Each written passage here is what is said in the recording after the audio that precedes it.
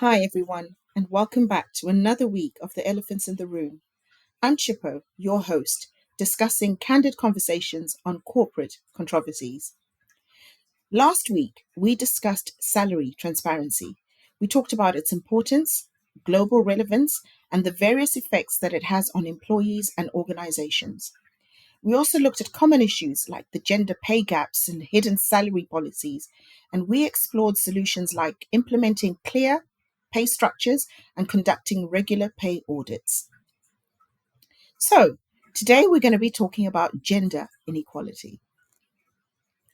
Gender inequality refers to the unequal treatment or perceptions of individuals based on their gender. It is a persistent issue that affects both men and women, but it disproportionately impacts women and gender minorities. It stems from societal norms, cultural practices, and institutional structures that lead to disparities in opportunities, resources, and power between genders. This inequality manifests itself in various domains, including economic inequality, where we see obvious differences in salaries, job opportunities, and career advancement between genders. Women typically earn less than men for the same work and hold fewer leadership positions. Secondly, we can see it in educational inequality. This is evident in the disparities in access to education. In some parts of the world, girls and women have fewer opportunities for schooling and higher education compared to boys and men.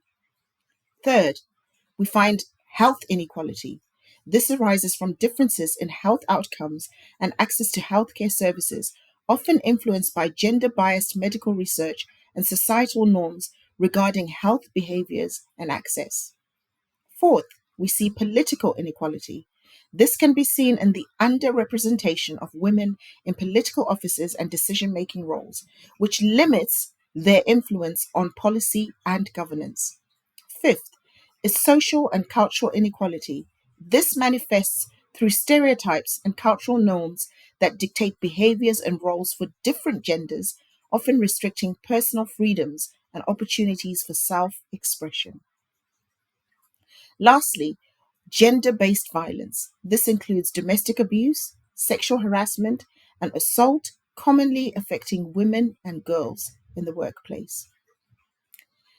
Addressing gender inequality requires systematic changes in laws, in policies, cultural attitudes, and institutional practices to create an equitable society where individuals have equal opportunities regardless of their gender.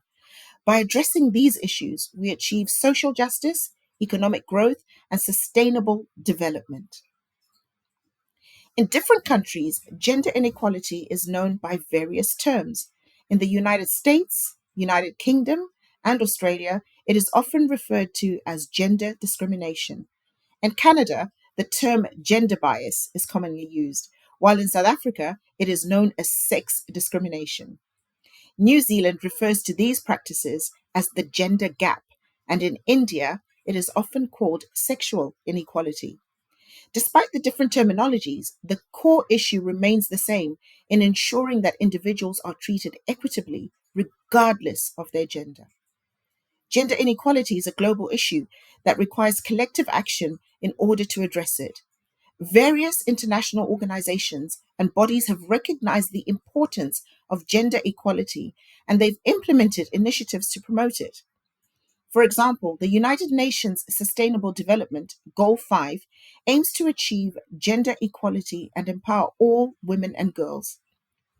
Similarly, the World Economic Forum's Global Gender Gap Report provides insights into the progress that has been made towards gender equality in different countries. These global efforts highlight the need to continued action to address gender inequality and promote a fair and inclusive society. The sociological effects of gender inequality are profound and far reaching, yet they are elephants in the room that we often overlook. For example, to prospective employees, gender inequality leads to marginalization and limited opportunities, particularly for women and gender minorities. This ostracism can result in fewer educational and career opportunities, lower social mobility, increased vulnerability to poverty and exploitation. Moreover, gender inequality affects organizational dynamics, leading to a lack of diversity and inclusion in the workplace. Companies that fail to address gender inequality risk damaging their reputation and facing potential legal challenges. The elephants in the room here include deeply ingrained societal norms and biases that perpetuate gender roles, as well as the systemic barriers that make it difficult for women and gender minorities to advance forward. These unspoken issues contribute significantly to the persistence of equality. Organizations that have been publicly criticized for gender discrimination have experienced reputational damage and loss of consumer trust. This highlights the broader issue of how societal and cultural norms around gender issues continues to impact both individuals, institutions, reinforcing the cycle of inequality. Addressing these underlying issues is crucial for creating a more equitable society. Gender inequality also has significant psychological effects on both individuals and organizations, resulting in many elephants in the room that we often ignore. For prospective employees, experiencing gender discrimination leads to lower self esteem and confidence. Women and gender minorities may doubt their abilities and feel undervalued in the workplace, leading to decreased job satisfaction and engagement. These psychological effects also impact mental health, resulting in increased anxiety, depression, and stress. At the organizational level, recruiters may experience cognitive discord when justifying biased practices. This internal conflict can lead to decreased morale, lower job satisfaction among recruiters, further extending a cycle of discrimination and inequality. The elephants in the room here include widespread societal norms and unconscious biases that continue to influence hiring and promotion decisions. Additionally, there's often a lack of genuine commitment to diversify and include initiatives by organizations. Such efforts sometimes being more of a public image rather than substantive change in an organization. These unaddressed issues highlight the deeper, often unspoken challenges in tackling gender inequalities. Recognizing and addressing these underlying factors is crucial for both improving individual well being and fostering a truly inclusive organizational culture.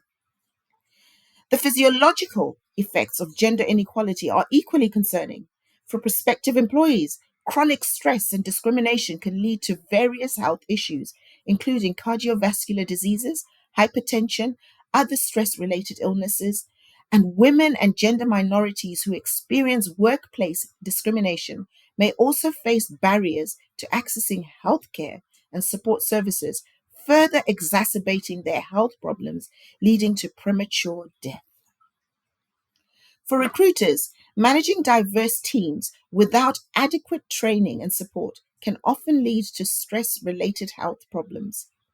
The additional workload and pressure to address gender inequality can result in physical fatigue and burnout, impacting overall well being and productivity in an organization. The elephants in the room here include the systemic nature of discrimination and the lack of comprehensive healthcare policies that address the specific needs of women and gender minorities. Moreover, there is often an unspoken expectation that individuals should manage their own health issues independently without adequate organizational support. This perpetuates a cycle where the root causes of stress and discrimination are not adequately addressed. Recognizing these underlying factors is essential for improving the physical health of employees and creating a healthier, more equitable workplace environment. Examples of gender inequality issues include gender pay gap. It's well known that women earn less than men for the same roles. According to the World Economic Forum, women globally earn 77 cents for every dollar earned by men. The second is leadership representation. There is still an obvious lack of women in leadership roles. A McKinsey report found that women hold only 28% of senior management positions globally. We also find sexual harassment, where today we still hear about sexual harassment in the workplace. A UN report says 35% of women worldwide have experienced sexual harassment at work. There's also parental leave disparities, where unequal parental leave policies still persist. In the United States, only 21% of employers offer paid paternity compared to 60% offering maternity leave. Career progression barriers. Women are constantly facing barriers to career advancement. A study by Lean In and McKinsey found that for every 100 men promoted to manager, only 85 women are also promoted. There's a work life balance issue where we're looking at gendered expectations around the work life balance. Research by Pew Research Center shows that women are likely to take career breaks for family reasons.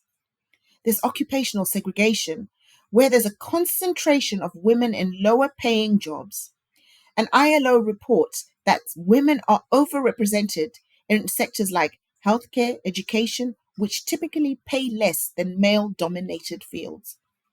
The other research that I've done just to look at gender inequality is the World Economic Forum's Gender Gap report for 2020 highlights persistence of gender inequality in various sectors. There's also a McKinsey report that was also published in 2020 that reveals that gender diversity can lead to better organizational performance. A 2019 United Nations Women at Work Trends report emphasizes the need for systemic changes to achieve gender inequality. We've talked about Lean In and McKinsey's Women in the Workplace report. This identifies barriers to women's career progression and suggests actionable solutions. Pew Research Center, looking at gender and work report in 2019, examined the impact of work-life balance on gender inequality. Please read that. And then we have the ILO Global Wage Report in 2020 that discusses the gender pay gap and occupational segregation. I also picked up some information from the Harvard Business Review study on gender bias, published in 2018, which explores the effects of unconscious bias on women's career advancement. Addressing gender inequality requires a multifaceted approach. First, we need to implement equal pay legislation. Governments should enforce laws that ensure equal pay for equal work. For example, Iceland has made it legal to pay men more than women for the same job. Second, promote women in leadership. Companies should create mentorship and sponsorship programs to support women's career advancement. Initiatives like Lean In Circles can provide valuable support and networking opportunities. Third, provide comprehensive parental leave. Children are our future. Employers should offer equal and paid parental leave for both men and women to promote shared childcare responsibilities. Companies like Netflix offer up to 1 year paid parental leave for all employees. Fourth, implementing anti harassment policies. Organizations must ensure and enforce strict policies against sexual harassment and provide a safe reporting mechanism. Google's approach to handling harassment claims includes providing transparency in reporting and can serve as a model. Fifth, ensure career progression opportunities. Companies should eliminate barriers to women's careers advancement by implementing unbiased promotion practices. Intel's diverse hiring practice aims to achieve gender parity in its workforce.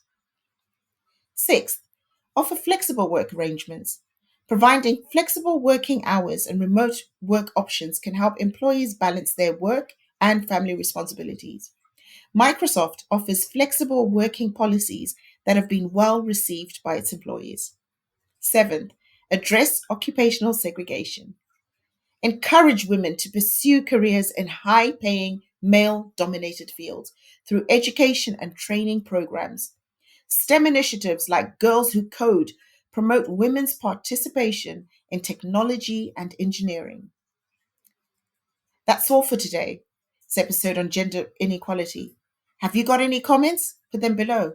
We've covered its definition, global relevance, sociological, psychological effects, and some common issues and solutions.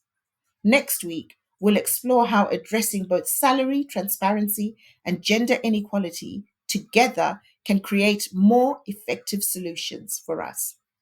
Don't forget to follow our LinkedIn page. And if you have any questions or want to be a guest on our podcast, comment below. See you next week.